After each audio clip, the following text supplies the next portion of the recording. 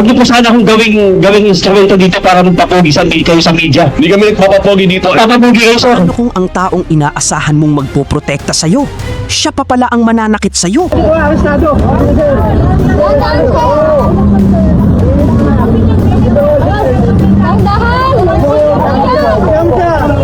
Ito ang ikinagulat at ikinagalit ng maraming netizens mga kababayan matapos mag-viral ang isang road rage na kung saan sangkot ang isang pulis sa Maynila at ng isang matanda matapos magkabanggaan ang mga ito. Point ko, ba't mo kailangan kalawitin ng matanda? Forget those information of the other one. At nang makarating ang insidente sa Napolcom at kay Mayor Isko, aba, hindi na nagpatumpik pa si Mayor Isko. So it's just a traffic accident. It's just a traffic accident. My God. Matanda yung pinag-uusapan natin dito. Reasonable force. You're a policeman. And you're even answering this way in front of the whole Filipino people. Hindi ka ba nahiya? Kasama ng Napolcom, agad na kumilos ang mga otoridad. At ang ending, sinibak sa pwesto ang pulis na ito.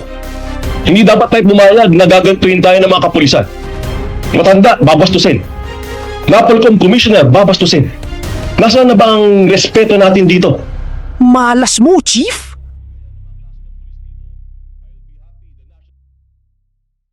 Siguro nakita naman natin lahat kagabi, napuyat tayong lahat kakapanood ng video na isang matanda na kinalawit ng isang pulis. Pinapunta natin tong pulis na to ng alauna ng hapon, dumating siya alas 3. Siguro that says a lot already kung anong klaseng disiplina meron tong pulis na to. To my right is Corporal Simeon Disuan. I think he was involved in a traffic accident, and we also what he did. He arrested a 76-year-old driver. Vehicles involved: Ford Link sedan, driven by Police Corporal Simeon Disuan, assigned at Region 4A headquarters, who refused to disclose its specific unit. And the other vehicle is a Hyundai shuttle van driven by Santiago Garcia, 76-year-old.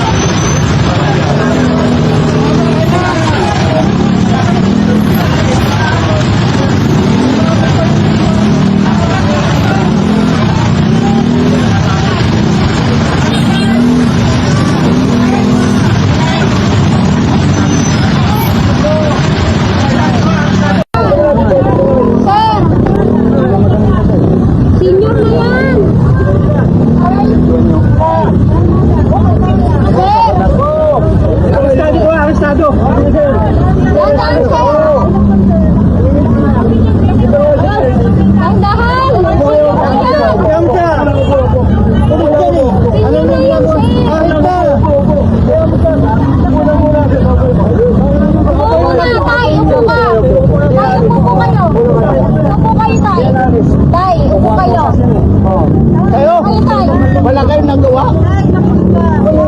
Ay, upo lang. Sir, pwede tubig. Pati nga kami sa sagasaan mo eh. Madadalawa pa yung aso mo. Pagka sinasagasaan mo kayo, naglalaki ka nga lang. Lalak na kayong dalawa. Kinakausap na natin, sa sagasaan mo pa kami. Hindi? Anong hindi? Hindi na kami. Tama na, senior na.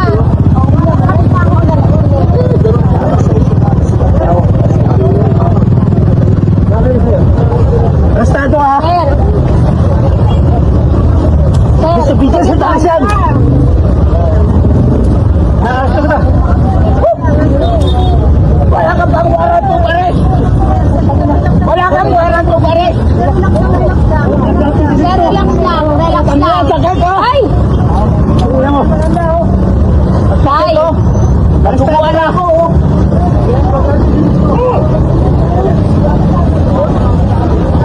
Sir, samahan niyo naman yun. Senior na yun.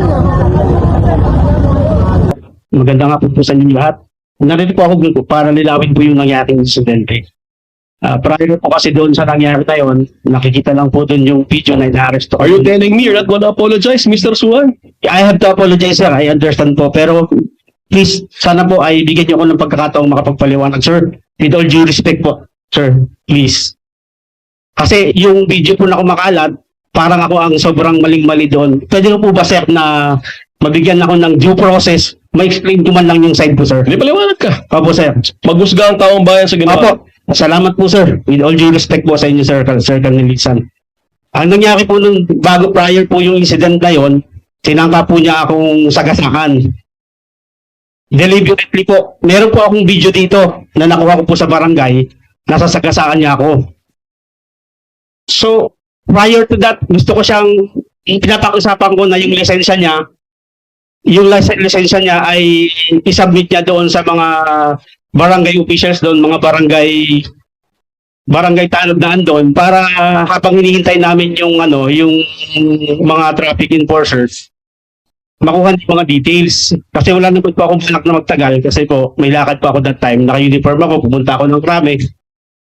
So, ang pakiusap ko lang kay tatay, sana, ay isubmit yung sarili, makuha yung identity niya, tapos, may report po sana yon. Ang problema po, tinangka po niya akong sagasaan. May video po ako dun. And for information lang po ng lahat, base po sa investigation ko, meron po siyang 8 incident. The same po. Ito po yung mga police report.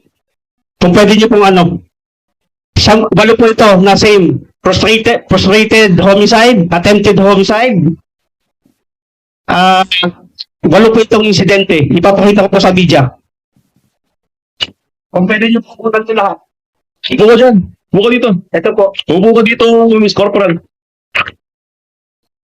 So, ito pong pangyayari na to, nagpapatunay lamang po na trabaho niya na itong mambangga ng ibang tao tuwing siya ay nagkakaroon ng itong traffic incident na magranito. Yung mga kaso po na ito, nandito po yung babanggitin ko lang po lahat. Sir, pasensya na po, sir. Yung itong kaso niya noong 2022-12-26, frustrated murder, frustrated homicide. Itong isang kaso, consummated reckless imprudence resulting to multiple physical injury. Pakiado lang po kung ito po, sana po ay mabigyan po ito ninyo ng po sana ninyo to, ma-cover po sana ninyo to. Ito po. Frustrated homicide. Anong pinalaman yan dun sa insidente ng traffic accident? Ito po, attempted homicide. Corporal Suwan, Apo. anong pinalaman niyang mga pinagsasabi mo dun sa traffic accident? Sir, gusto ko lang pong patunayan na itong moral character ng tao ay hindi ganun kaganda, sir. Do you want to go that route, Corporal Suwan? Do you want to go that route? Nabanggit ko lang po ito sa itong 8 incident. Let me ask you a question, Corporal Simeon Dimaala Suwan, batch number 197963. Are you the same Corporal Suwan who was demoted in December 2019? Na-demote ka ba, Corporal Suwan, dati? Yes, sir. Yes, sir. Oh, nakasuhan ka ba dati ng grave coercion, unlawful arrest, and slight physical injuries noong January 28, 2015? Yes, sir.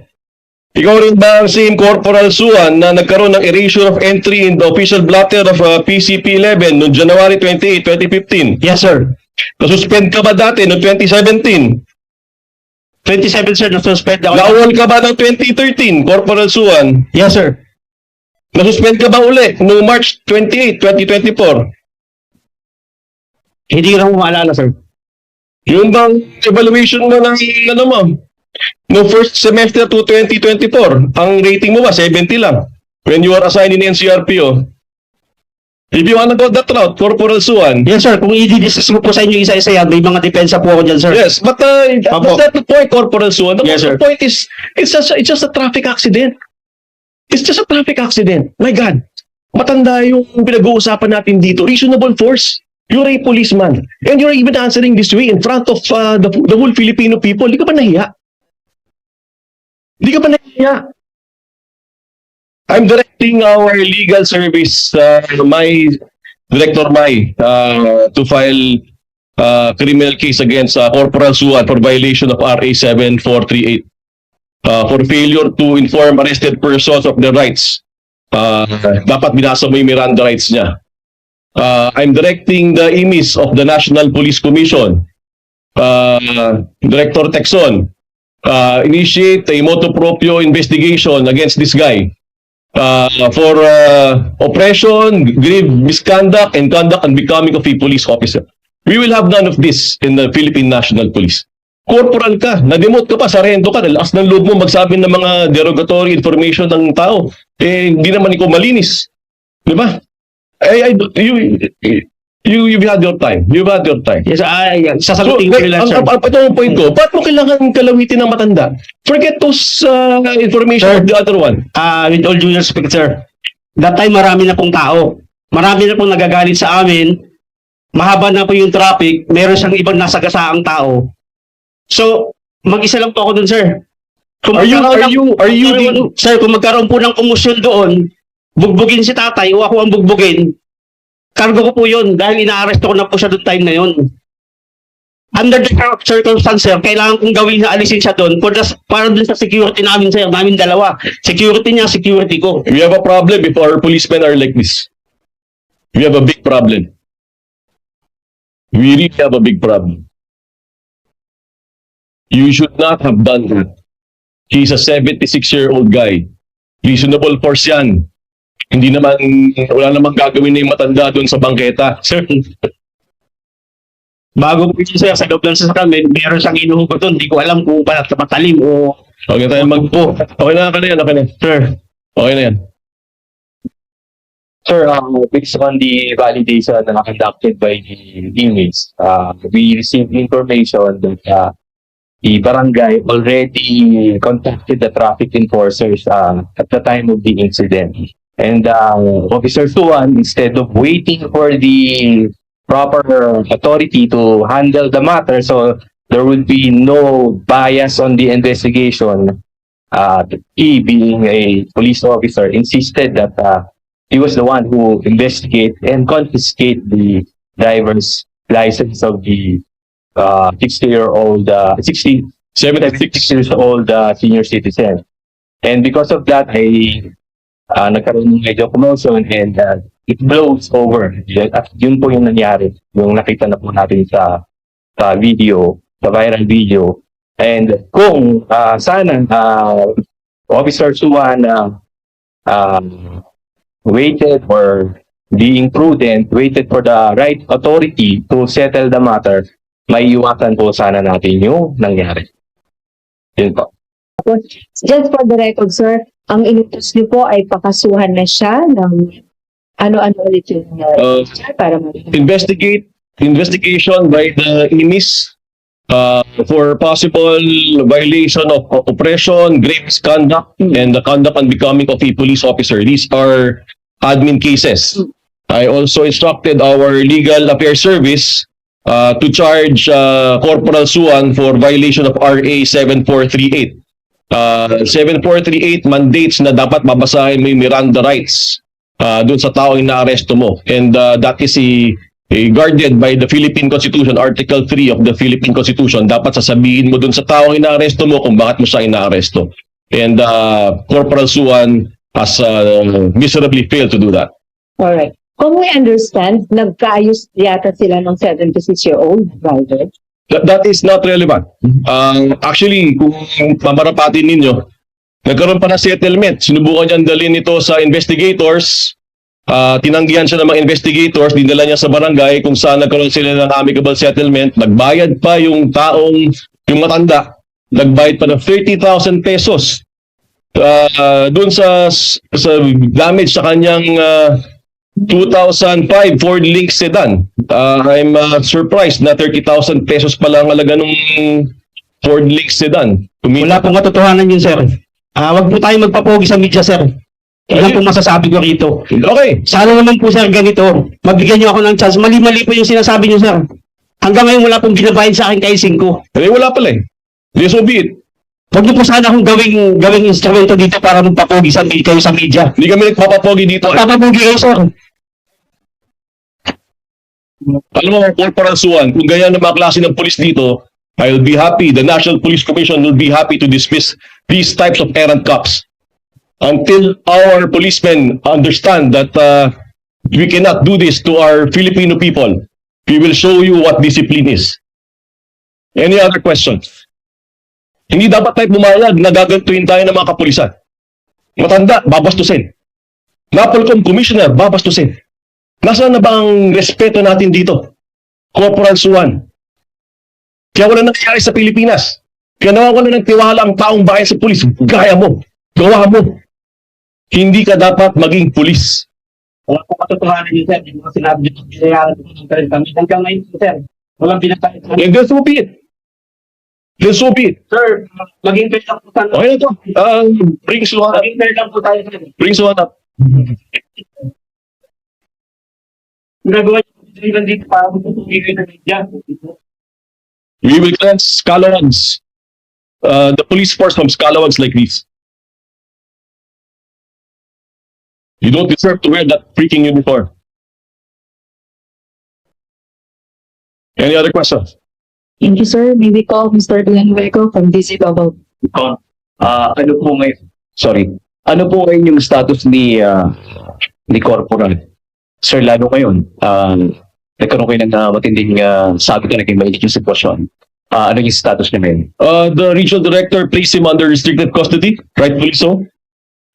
He's now being investigated by the provincial office. Is that correct, Colonel Barber? And the NAPOLCOM is currently investigating through our IMIS and has been doing validation work on the ground. And the legal service will be filing criminal charges. All right. Sorry, medyo nakakagulat yung police mo. That is a pending case now, aside from this incident, aside from those mentioned po by Commissioner Calinisan earlier, yung kanyang grade coercion, yung legal arrest, meron po yung pending case ngayon? So far, pero our information wala. So lahat ng mga binanggit, kumbaga napag-serve na po niya yun. Yes, ma'am. Those are previous cases. Previous already. cases po yun. But if I may run through these cases. Apparently there are 5. The first one, Awol, 79 days. Penalty. He was actually exonerated. However, pinag-file na lang siya ng 79 days na sick leave. Separated, parang September 2024. Number 2, simple neglect of duty. Failure to report to his superior. Penalty. He was exonerated. March of 2014. Third case, absent without leave. Awol, 54 days. Penalty, suspension, 180 days in March 2024. Number 4, dishonesty. Erasure of entry on the official blotter. Penalty, 1 rank demotion, June 2016. Number 5, grave misconduct. Grave threats, grave coercion, unlawful arrest, and slight physical injuries. Case dismissed for failure to prosecute in October 2040. Kung for the past 5 times he has eluded dismissal, I think this time it is clear.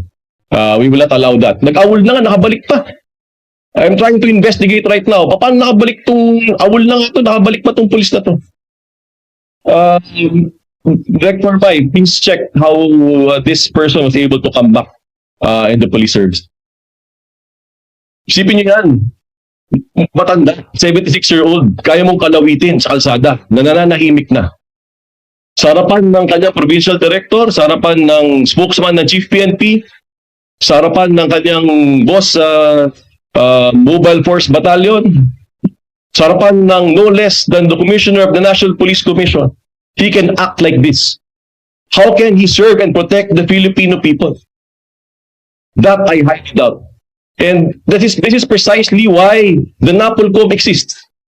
Para to make sure na those who are wearing the uniform are deserving to wear the uniform. Isipin nyo na lang kung walang NAPOLCOM. Anong mangyayari dun sa matanda? Anong mangyayari sa pulis na ganito na gagawa ng ganitong kalokohan? It will go unchecked. And we will not allow that to happen. Kita ng buong Pilipinas kung anong gano'n ka walang yatong pulis na to. Wala pang remorse. Ang lakas ng loob niya magpakita ng derogatory record ng nakabanggaan niya. Pero siya naman, haba rin ng listahan niya. I don't think the Filipino people deserve a policeman such as his. He does not deserve to wear the uniform. Sir, aside from those you mentioned earlier, what do you intend to do now with him after what Sorry? you did? Do what? After those you mentioned po, na pa-imbestigahan, possible sa panunod, I mean, what do you intend to do now after his behavior earlier? That actually defines him. That doesn't define what the NAPOLCOM is. We are just doing our job. Our policemen here are doing their jobs. The NAPOLCOM is doing its job. So, we are happy and proud to do our job. Mahirap yung trabaho namin. We're not making friends. Pero gagawin namin trabaho namin because we have sworn to report every day for work and do this job every single day. Pero ang tanong, anong ginagawa nito tao to? He has sworn to serve and protect the people. Anong ginagawa niya? So it is incumbent upon the NAPOLCOM to cleanse the police force from these calumnies. Gagawin namin yan hanggang maubos sila. Thank you, sir.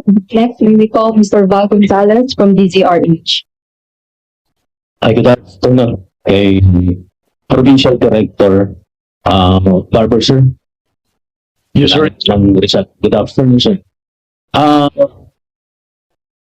Bago kayo maglabas ng resulta ng inyong investigasyon as directed by NAPOLCOM Commissioner, ano yung immediate action po ngayon ng provincial director dun sa naging asal niya na nasaksihan po ninyo?